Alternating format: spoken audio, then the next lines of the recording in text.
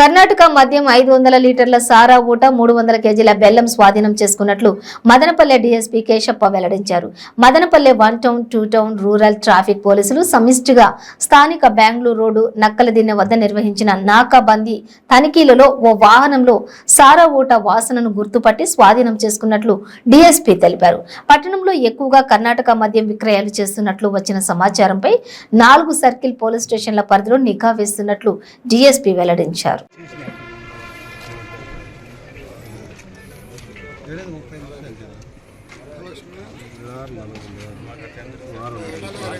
Madanapalle town 1 town 2 town తాలూకా traffic నక్కల్దిని తండాలో నాకాబందీ conduct చేశాం. ఈ నాకాబందీలో ఇల్లీగల్ యాక్టివిటీస్ అన్నీ కూడా దొరికాయి.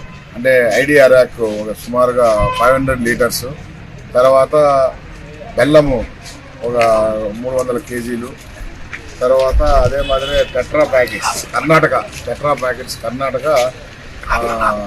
ఒక 750 ప్యాకెట్స్, ఇంకా ముడి సరుకు, తర్వాత ఇవన్నీ కూడా సీజ్ చేసాము.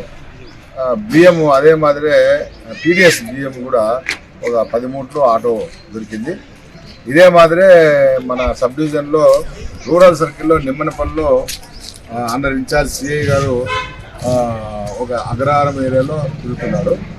అదే మాదిరి మొలకల్సర్ సర్కిల్ నత్తి ఓగనపల్లి అని పెద్దమాండం ఏరియాలో తిరుగుతున్నారు. సో మాకు దీనివల్ల ఏమవుతుందంటే ఇట్లా మున్సిపాలిటీలోనే ఇంత డెలిబరేట్గా అమ్ముతున్నారని చెప్పి మాకు ఒక ఐడియా వచ్చింది. దీనిపైన నిఘా పెట్టేసి ప్రతిరోజు ఇన్ఫర్మేషన్ వస్తే ఎప్పుడంటే ఎప్పుడు మేము రైడ్ చేసి కంట్రోల్ చేస్తాం.